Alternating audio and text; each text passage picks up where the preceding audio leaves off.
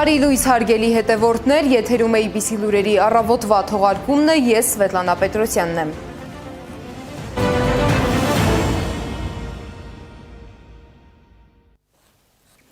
Երևանյան երկխոսություն համաժողովի շրջանակում հանդիպել են Հայաստանի և Թուրքիայի հարաբերությունների կարգավորման հատուկ ներկայացուցիչները Ռուբեն Ռուբինյանն ու Սերդար Քլչը։ Նրանք քննարկել են գործընթացը և արձանագրել, որ կան առաջընթացի որոշակի նշաններ։ Մասնավորապես կարևոր են համարել Գյումրի-Կարս երկաթուղու վերագործարկման ուղղությամբ աշխատանքային խմբի վերջին հանդիպումը և ընդգծել, որ երկաթուղու հնարավորինս արագ գործարկումը փոխադարձ հետաքրքրություն է ներկայացնում։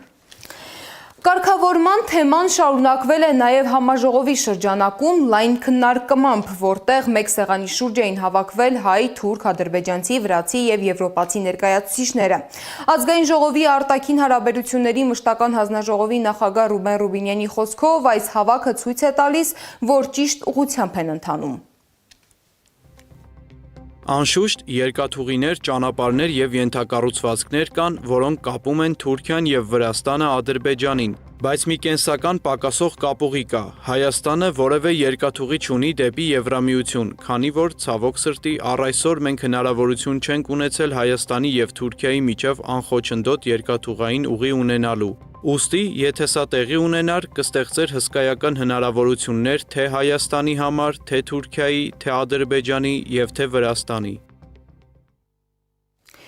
Թուրքիայի ներկայացուցիչ Սերդար Քլչը Երևանում նշել է, որ այստեղ իրեն զգում է ինչպես տանը, սակայն սահմանի բացման մասին նա հստակ ժամկետներ չի նշել։ Ընդգծել է, որ քննարկումները շարունակվում են։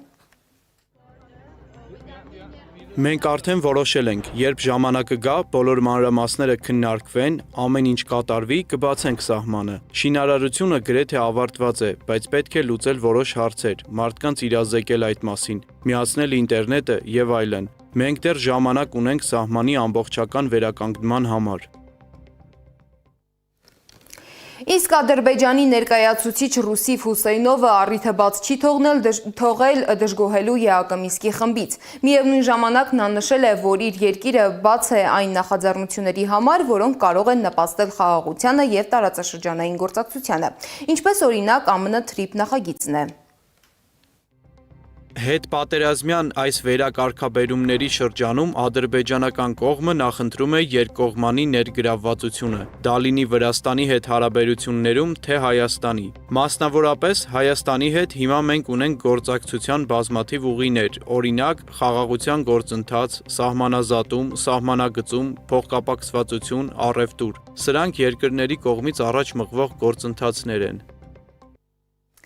Իսկ Ֆրանսիայի նախագահ Էմանուել Մակրոնը Փաշինյանի հետ Գյումրի էր մեկնել և մասնակցել էր երաժշտական կամուրջ Հայաստան-Ֆրանսիա խորագրով համերգին։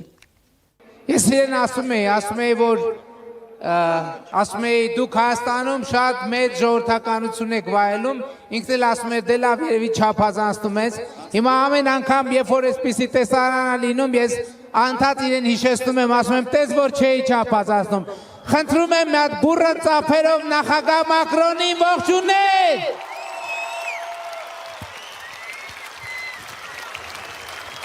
Alors merci Gyumri, merci l'Arménie et n'oubliez jamais que la France vous aime. Շնորհակալություն Գյումրի, շնորհակալություն Հայաստան եւ երբեք չմոռանաք Ֆրանսիան սիրում է ձեզ։ Vive l'Arménie, vive la France, vive Gyumri. Կեցե Հայաստանը, կեցե Ֆրանսիան եւ կեցե Գյումրին։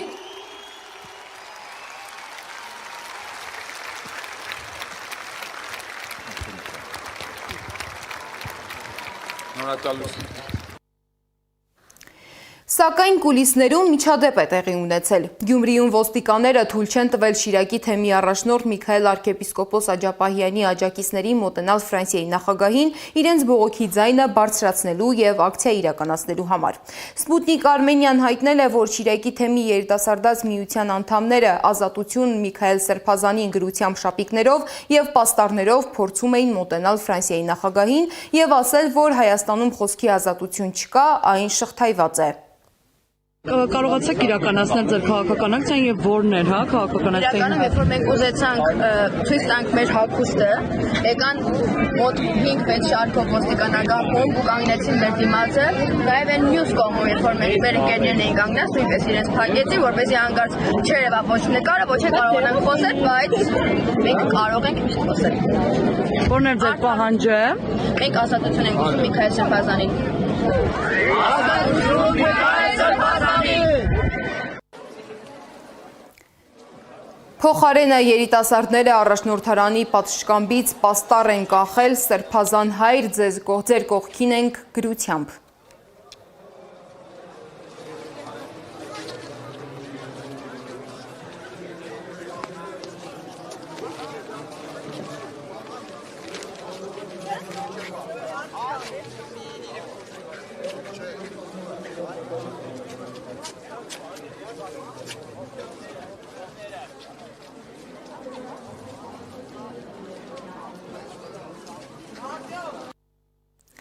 Ֆրանսիայի նախագահի այցը Երևան կրկին դարձել է քաղաքական ակտիվ քննարկումների թեմա։ Էմանուել Մակրոնը ոչ միայն մասնակցում է Հայաստան-Եվրամիություն գագաթնաժողովին, այլև իր ելույթներում անդրադառնում է տարածաշրջանում ռուսական ազդեցությանը հստակ ուղերձներ փոխանցելով։ Ինչ ազդեցություն կարող են ունենալ այս ուղերձները երկրի արտաքին ու ներքին քաղաքականության վրա, ռեպորտաժում։ Ռուսաստանի Դաշնության դեֆակտո արբանյակ, ռուսական ազդեցություն ու միջամտություն։ Էմանուել Մակրոնի գնահատականներն են, որոնք հնչել են Երևանում։ Ֆրանսիայի նախագահն արդեն 2 օր է Հայաստանում է, մասնակցում է ԵՄ Հայաստան գագաթնաժողովին։ Մակրոնի ելույթներում կարմիր թելով անցնում է ռուսական ազդեցության մասին միտքը։ 8 տարի առաջ այս սեղանի շուրջ նստած բազմաթիվ երկրներ Հայաստանը դիտարկում էին որպես Ռուսաստանի դեֆակտո արբանյակ։ Նախ Հայաստան-Ֆրանսիա հարաբերություններն ունեն տարիների պատմություն։ Նոր անկախ Հայաստանի 3 ղեկավարների օրոք Ֆրանսիայի նախագահներն այցելել են Հայաստան՝ Ժակ Շիրակ, Նիկոլա Սարկոզի, Ֆրանսուଆ Օլանդ։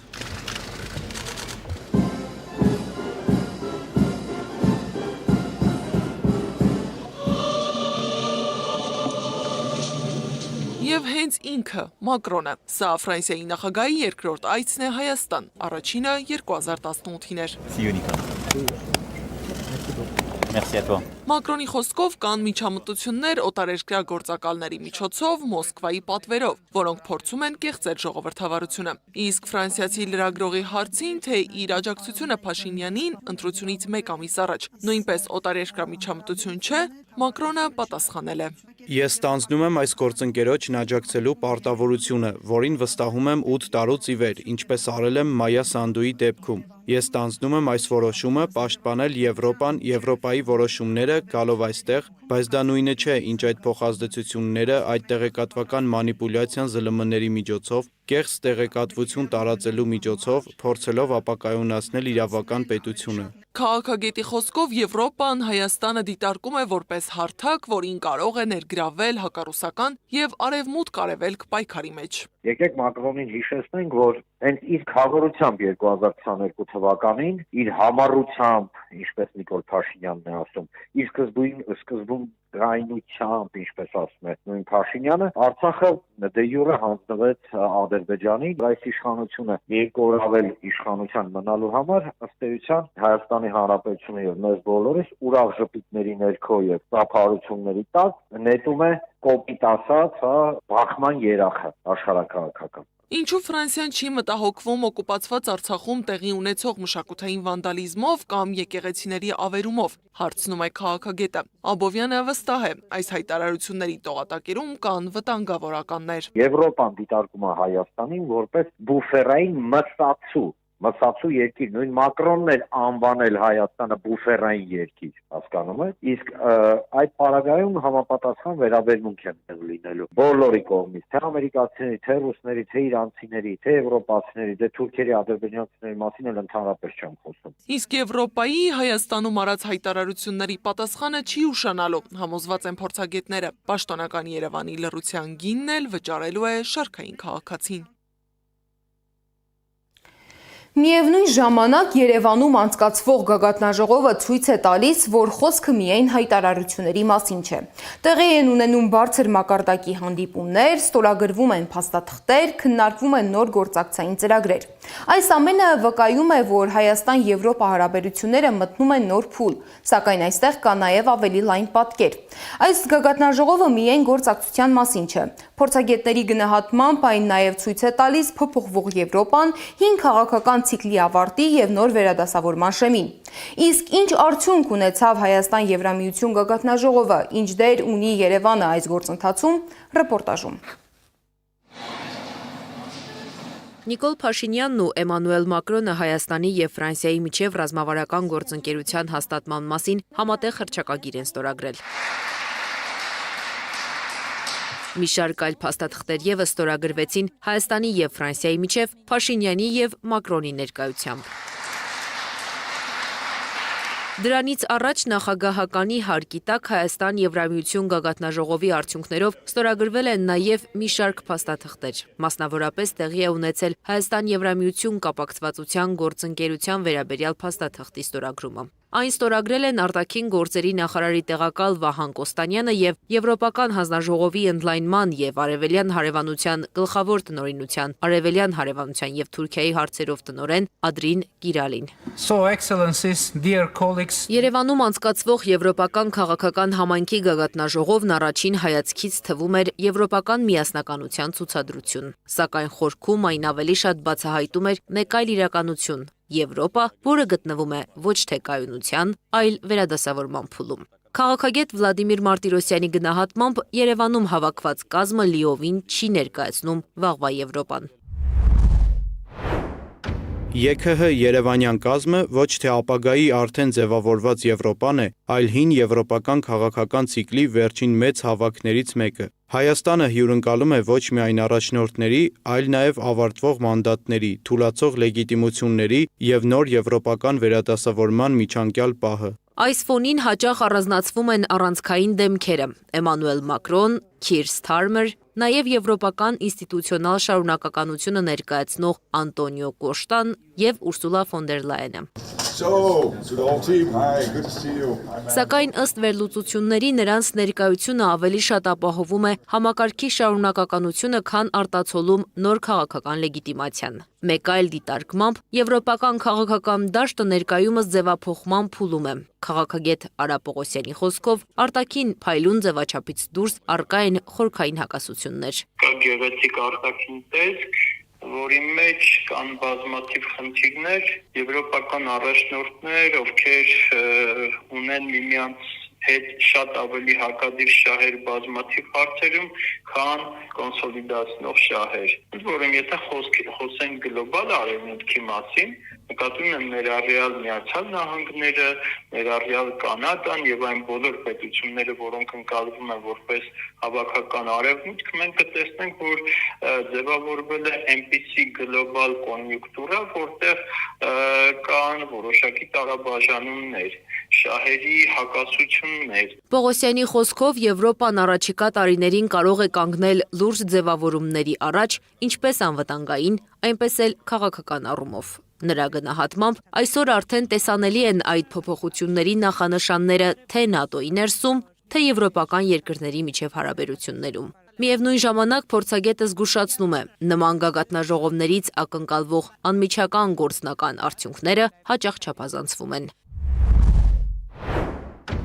Այս հանդիպումներից կմնա միայն սղագրությունը։ Արարողակարգային ժպիտները, խոսքերը, գրկախառնությունները, աջակցությունները կավարտվեն, երբ ավարտվեն արարողակարգային միջոցառումները։ Այն, ինչ կմնա մեզ հետ, ոչ թե երկրի հակառակ, գունավոր եւ ֆորմալ, այլ իրական կողմում, առանց ֆիլտրերի, արարողակարգերի, համերգների եւ գույների, այլ հողի վրա, այս նկարն է, այս դեմքերի արտահայտությամբ եւ խորքային իրականությամբ։ Երևանում ձևավորված պատկերը զուգահեռ ձեռնտու է թե Հայաստանի, թե Եվրոպայի գործող դերակատարներին։ Նրանք համատեղ թշնամու կերպար են ձևավորում, հավաքվում շուրջն ու մտածում նրանից պաշտպանվելու մասին, նշում է Արա Պողոսյանը։ Դրանց բոլոր քայլերը բխում են բացառապես իրենց շահերից։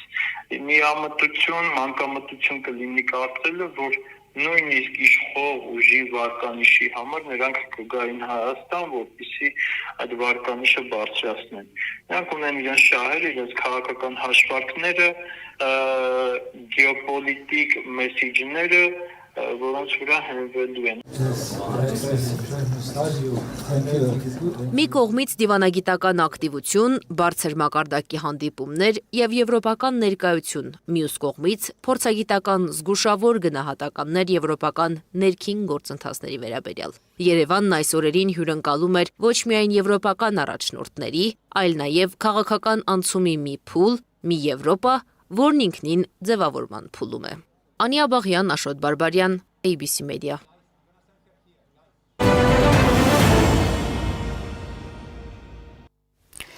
Մերձավոր արևելքում լարվածությունը շարունակում է աճել։ ԱՄՆ նախագահ Դոնալդ Թրամփը հայտարարել է, որ Վաշինգտոնի եւ Թեհրանի միջև հակամարտության կարգավորումը կարող է տևել մոտ 2-3 շաբաթ։ Նա միաժամանակ հրաժարվել է մեկնաբանել, հրադադարն ավարտված է արդյոք, հատկապես այն ֆոնին, երբ նախորդին հարվածել էին Միացյալ Արաբական Էմիրությունների տարածքին։ Այս լարված իրավիճակի ֆոնին Իրանը նոր սահմանափակումներ է մտցրել Հորմուզի նեղուցում նավարկության համար։ Նոր կանոնների համաձայն նավերը պարտավոր են նախապես տեղեկացնել իրանական կողմին իրենց անցման մասին եւ ստանալ պաշտոնական թույլտվություն։ Մինչ միջազգային լարվածությունը պահպանվում է, շարունակվում են դիվանագիտական շփումները։ Ռուսաստանի արտգործնախարար Սերգեյ Լավրովը հեռախոսով զրուցել է ԱՄՆ պետքարտուղար Մարկո Ռուբիոյի հետ։ Կողմերը քննարկել են միջազգային լարված վիճակը, ռուս-ամերիկյան հարաբերությունների ներկա իրավիճակը, նաև հնարավոր հետագա շփումների ժամանակացույցը։